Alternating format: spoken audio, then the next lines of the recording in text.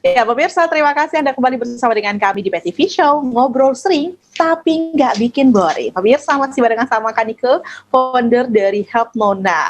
Oke, tadi udah banyak banget ya kita ngebahas tentang bagaimana kemudian permasalahan itu hadir dan juga memang saat ini bahkan lebih banyak lagi selain online gitu ya, atau secara online, tapi juga kemudian masalah itu hadir dari kondisi-kondisi personal gitu ya, atau hubungan personal itu sendiri. Nah, aku pengen tahu gimana caranya supaya kita bisa bergabung bersama dengan Help Nona. Siapa saja yang bisa bergabung di dalamnya nih, Kanika? Silahkan. Iya, di Help Nona sendiri sih kita nggak ada secara spesifik itu ya penerimaan anggota atau gimana. Kita open banget gitu.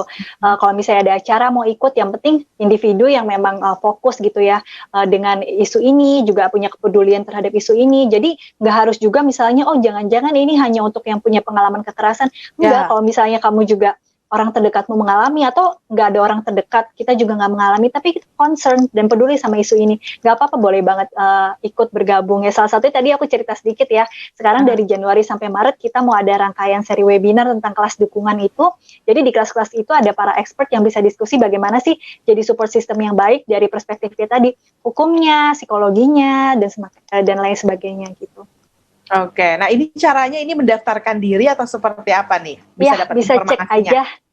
Cek aja di sosial media kita di @helpnona, di situ ada penjelasannya. Oke, nah ini untuk pemirsa semua yang ingin mengetahui lebih lanjut tadi ya tentang kelas-kelas dukungan, kayaknya kita semua perlu dan nggak perlu nunggu adanya korban dulu. Kalau kita bisa belajar lebih cepat, insya Allah kita bisa, ya tadi seperti sakit, kita nggak perlu untuk berobat, tapi kita harus menjaga sehatnya gitu ya. Nah ini sama halnya untuk menjaga kesehatan mental kita, jangan tunggu sakit, jadi harus belajar dari sekarang. Ikutlah kelas-kelas dukungan yang akan dibuat oleh Help Nona begitu ya, yang tentunya tadi sudah disampaikan juga oleh Kadike bahwa akan menghadirkan para expert di bidangnya, yang mana insya Allah kita bukan hanya kemudian nanti mendapatkan informasi atau masukan-masukan atau saran yang keliru yang hanya berdasarkan emosi gitu ya Kadike ya, karena kadang-kadang orang kalau sedang dalam masalah ini agak sulit menemukan mana sih saran yang tepat gitu, karena semuanya memang hanya ingin didengarkan, semuanya hanya menyampaikan sesuai dengan teori yang mana pada kondisi tertentu orang nggak bisa nih nerima masukan, iya nggak sih? Kalau menurut pengalaman dari Kadike sendiri nih, menghadapi para penyintas gitu ya, kadang-kadang Kadike udah sangat paham teori dari A sampai Z-nya gitu, tapi pada kenyataannya apa sih tantangan yang seringkali didapatkan oleh Kadike? Iya, mungkin kalau tantangan gak jauh beda dari yang tadi aku cerita ya, bahwa kadang sering banget tuh misalnya udah bercerita panjang lebar, mungkin kita udah bantu tanyakan kebutuhannya apa, kita bantu refer ya, rujuk, oh nih profesional terbaik di domisili rumahmu seperti ini, atau mungkin kita infokan support group, kita informasikan mungkin acara, atau pokoknya apapun lah yang sekiranya bisa mendukung mereka gitu. Tapi kemudian nggak jarang nanti 2 bulan kemudian dia balik lagi, dan dia kemudian cerita lagi yang sama, ya tadi ya, ada pola keberulangan ya tadi balik lagi. Sebenarnya itu adalah tantangan, tapi ya memang tugas kita, apalagi kalau dalam konteks support system kan, ya yang kecil-kecil aja lah lingkungan sekitar kita gitu ya. Maksudnya orang terdekat kan tentunya kita punya kepedulian sama mereka. Maksudnya jadikanlah kepedulian itu membuat kita ya terus punya semangat untuk terus ada buat mereka seperti itu. Dan yang penting juga kita harus bisa ya tadi menjaga kerahasiaan mereka juga gitu ya. Jangan kemudian malah kita jadi dia cerita ya. Iya, itu juga penting banget gitu sih.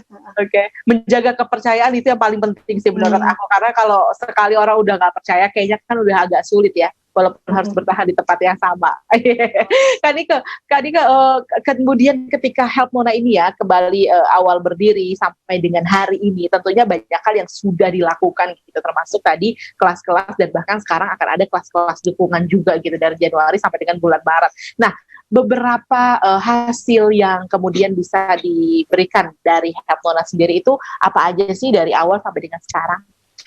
Iya, sebenarnya sih kita nggak secara mendalam mendata hasil. Itu juga sebenarnya jadi diskusi kita ya. Kita pengen bisa memberikan dukungan yang nggak ribet mungkin gitu ya. Kalau yang kita kejar data, kadang mungkin kita ketika mau ada diskusi kasus, isi dulu kamu domisilinya di mana, kamu umurnya berapa. Bagus sih, maksudnya kita dapat data yang spesifik ya, berarti dari daerah ini pengalaman kekerasan seperti ini. Tapi kita menyadari bahwa itu bukan goals kita sesimpel ya kita pengen ada buat teman-teman punya pengalaman kekerasan, kita pengen ngobrol. Jadi kalau misalnya ditanya capaiannya apa, mungkin nggak bisa secara spesifik, secara data, tapi yang bisa kita bilang, kita senang sekali banyak kemudian teman-teman yang mungkin datang diskusi kasus kepada kita, atau datang untuk apa ya namanya ya, untuk mengikuti lah sebagai peserta mungkin ya, seperti itu.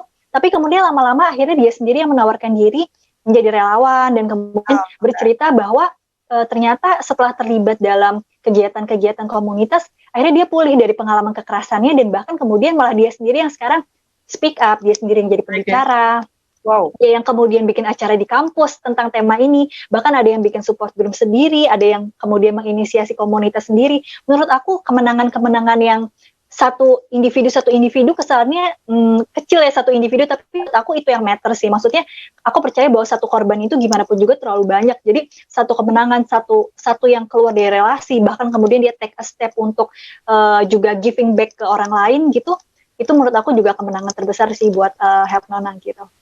Ya, benar. Karena ketika dia kemudian bisa speak up, apalagi dia bisa kemudian memberikan pemaparan terkait isu yang sebelumnya dialami, saya rasa ini lebih hebat dibandingkan kita yang selama ini hanya membahas A, I, U, E, O gitu ya, tapi mereka yang kemudian bisa benar-benar melangkah lebih baik lagi. Memang itu adalah satu capaian yang luar biasa, dan saya setuju apa yang disampaikan oleh Kak Dike bahwa satu itu bukan sedikit, tapi satu aja udah lebih dari banyak. So satu aja itu akan memiliki makna. Ketika satu orang itu bisa keluar, itu akan memberikan contoh begitu ya bagi teman-teman ataupun para penyintas yang lain, supaya mereka memiliki keberanian. Sebenarnya bukti hidup itu menjadi satu keberanian, semangat keberanian yang bisa didapatkan oleh para penyintas gitu ya Kak Diki ya, dibanding mereka menyampaikan apa-apa kepada kita gitu selaku mungkin mentor ataupun unit pengaduan itu sendiri. Tapi orang yang berani keluar atau contoh hidup tadi itu memberikan energi yang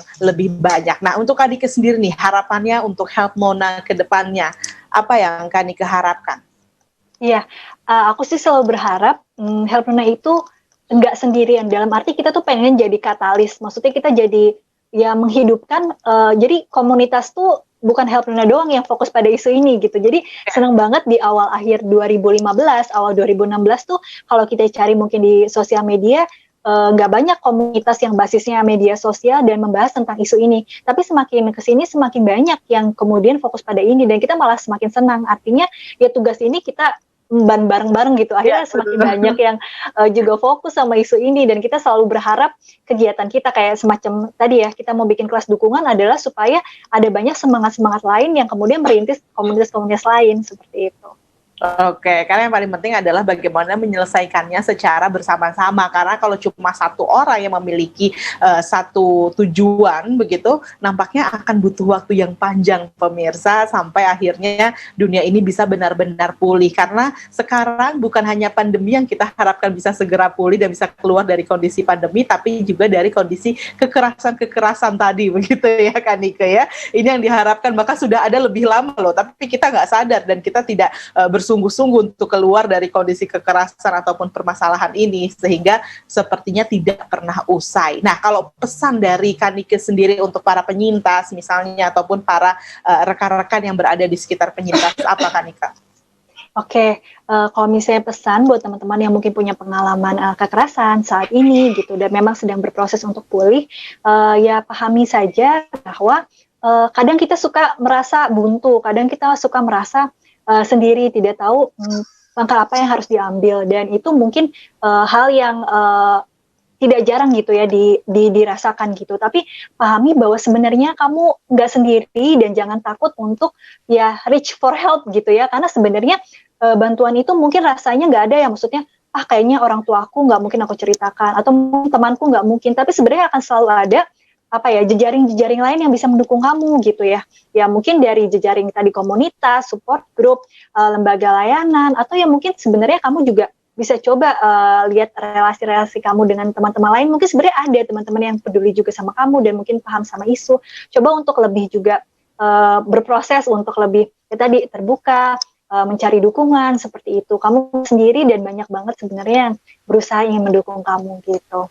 Oke, artinya jangan pernah putus asa begitu ya, karena pertolongan akan selalu ada bagi mereka yang mencari jalan keluar. Terima kasih Kak Dika sudah bergabung di sini. Semoga Help Nona bisa terus sukses dan bisa membantu lebih banyak lagi, khususnya ya kita semua masyarakat lebih luas lagi, sehingga akan tercipta dunia yang aman dan nyaman pastinya. Terima kasih Kak Nike dan pemirsa televisi Muhammadiyah dimanapun Anda berada. Senang sekali sudah berbagi dengan Anda semuanya. Jika Anda mendengarkan ini, semoga tentunya menjadi hikmah bagi kita agar kita bisa terus menciptakan dunia yang aman dan nyaman.